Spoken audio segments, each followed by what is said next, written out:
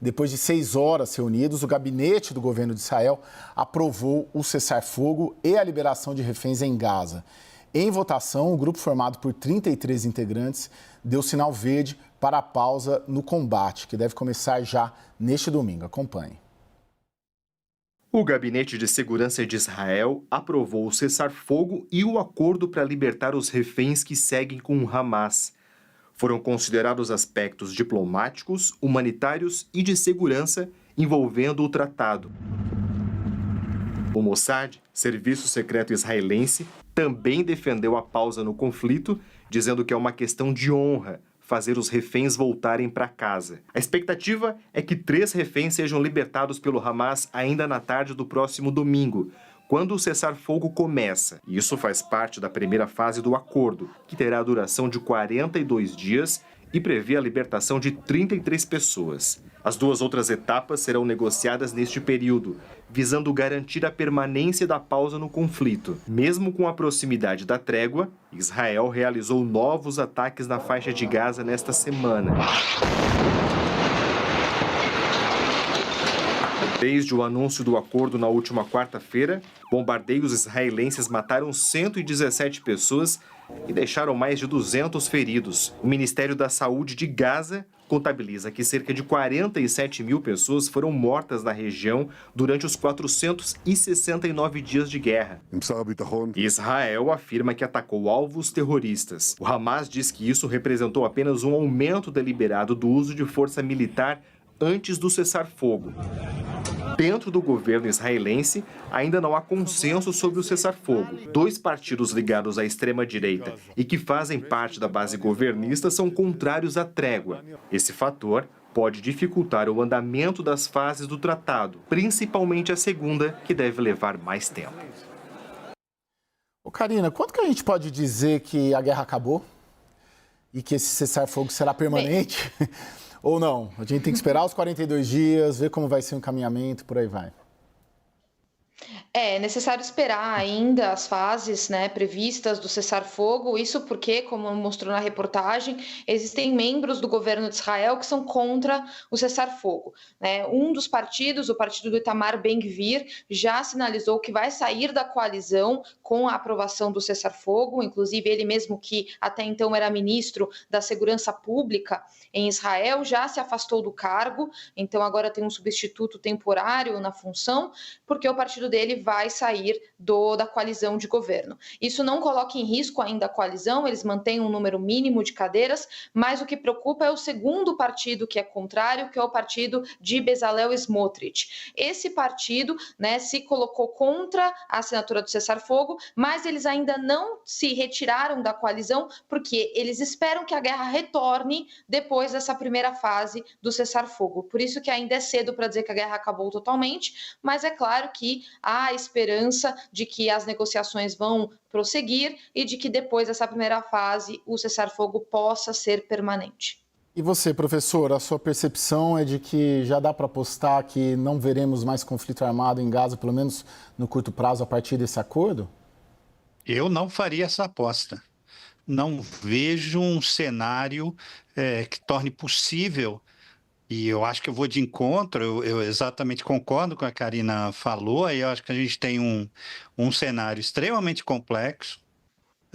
Eu tenho informações de que a votação no Ministério não foi tão folgada assim, aproximadamente 1/3 dos ministros votou contra o acordo, o que me sugere que, paralelamente, foi feito um outro acordo com esse grupo, para que esse grupo permaneça no governo. Né? E esse acordo ele pode envolver, inclusive, em fatores que vão tornar a guerra ainda mais longeva. Por exemplo, uma negociação em torno dos assentos da Cisjordânia.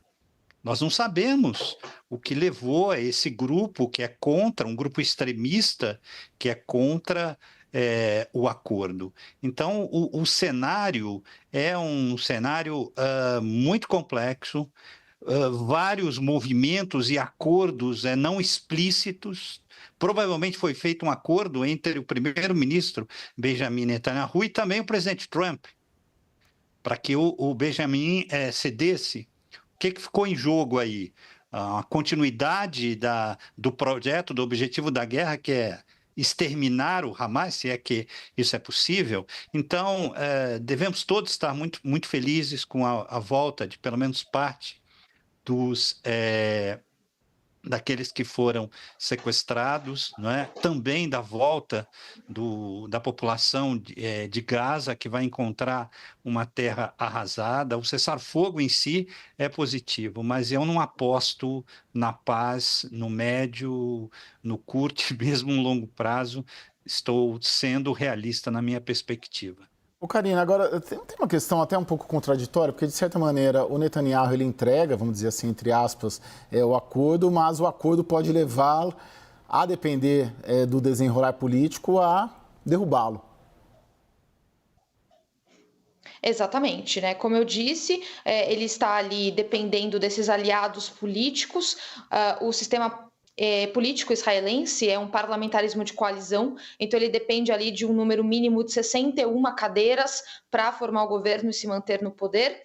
Então, se ele perde esse número, o governo é dissolvido e as eleições são antecipadas, né? As próximas eleições estão previstas para o final de 2026, mas elas podem ser antecipadas agora para 2025, caso ele perca a maioria. Por isso, esse cálculo político, por isso essa tentativa de manter a coalizão no número mínimo. Com a saída do partido de Itamar Ben-Gvir, ele não perde a maioria, mas com a saída do partido de Bezalel Smotrich, ele sim perde a maioria. Então ele precisa segurar esse partido o máximo possível, né? Como ele fez uma aliança basicamente entre o seu partido, o Likud, com partidos da extrema-direita e os partidos ortodoxos, ele precisa negociar com esses partidos para que eles se mantenham na coalizão. Então ele tem a gente diz, né, uma sobra que ele pode perder, mas não é um cenário confortável em que ele pode abrir possibilidades de maior perda. O que se especula é que com a saída de Itamar Ben-Gvir, que é uma figura muito polêmica e controversa,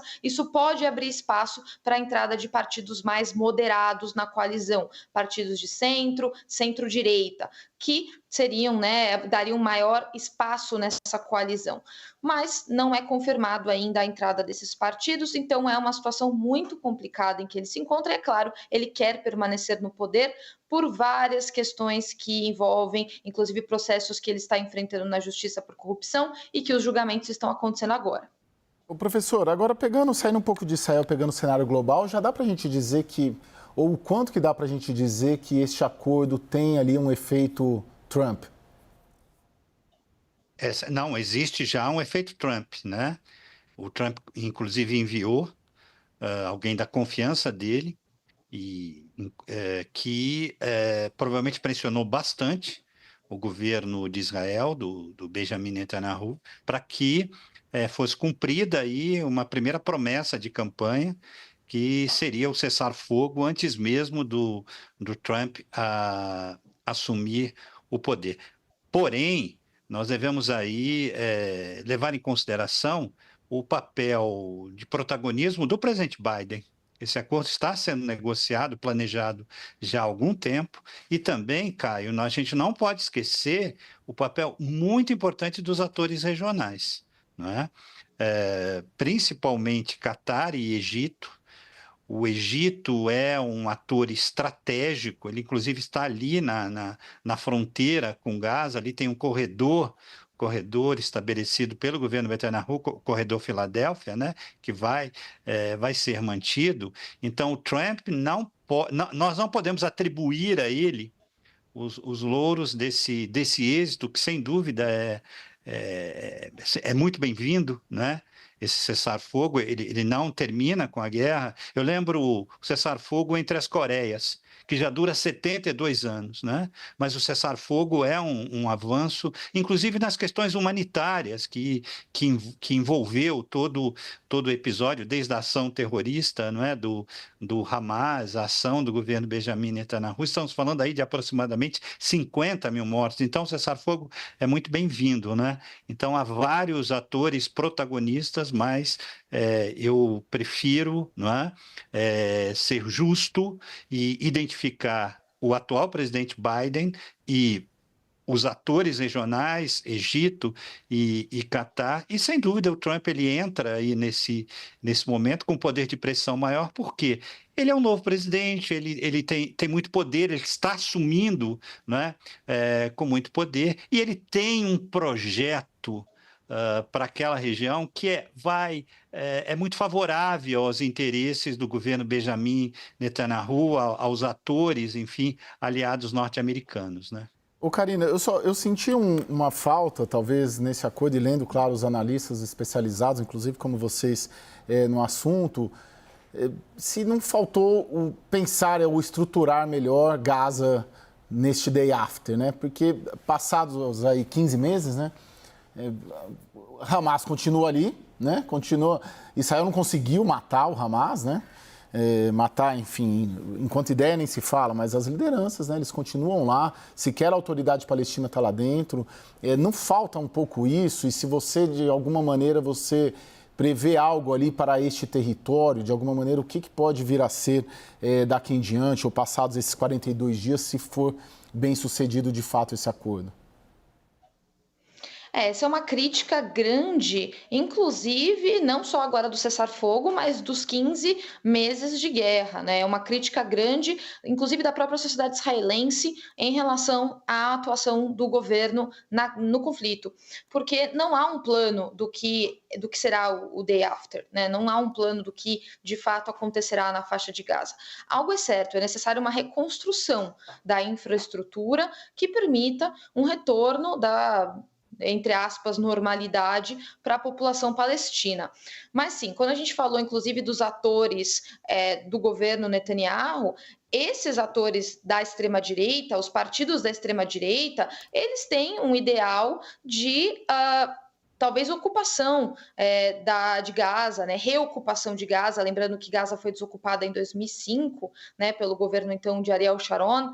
Então há a possibilidade para esses partidos de uma reocupação de Gaza, então que não é consenso no governo, inclusive no próprio partido Likud. Não é algo que o Likud e Benjamin Netanyahu pessoalmente almejam, né? Não é algo que é um plano do governo, mas esses partidos têm esse interesse. Então, há uma disputa ali do que de fato vai ser. Eu acho que é por isso, inclusive, que o governo não anuncia o que vai ser feito nesse dia seguinte, porque há uma disputa interna desse plano.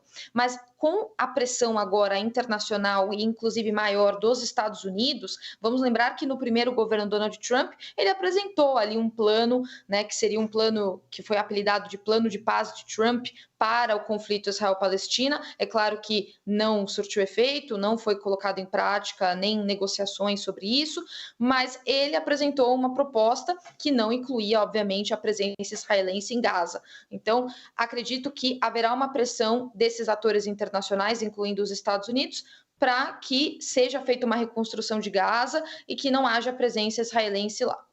Professor, você tem uma aposta do que Trump planeja ali para o território de Gaza?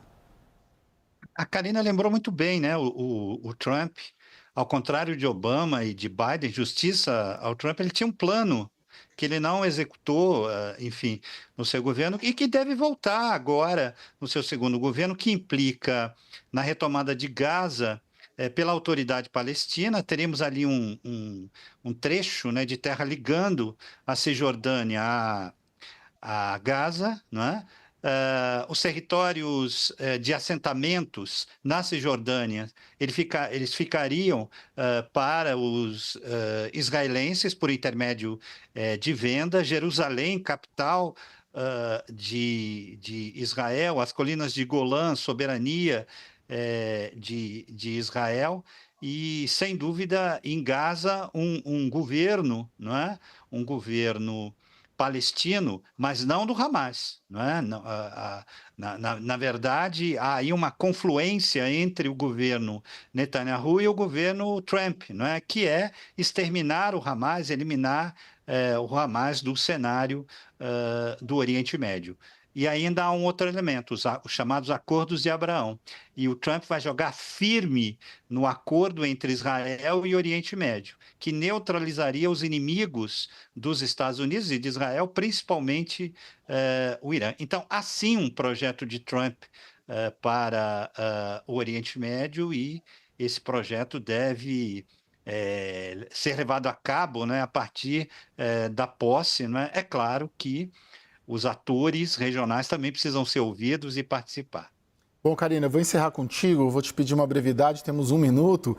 O professor já lançou aí os acordos de Abraão. Acho que, de certa maneira, o que a gente pode esperar, se tudo der certo, esse acordo de cessar-fogo, é uma retomada das negociações ali, da normalidade das relações de Israel com a Arábia Saudita. É isso, né? Isso, exatamente. Inclusive, acredito que esse tenha sido, né, o ponto que Trump tenha reforçado com Netanyahu, né, que com o cessar-fogo será possível a retomada dos acordos de Abraão e a assinatura do acordo com a Arábia Saudita, que é um ganho imenso para Netanyahu e para Trump.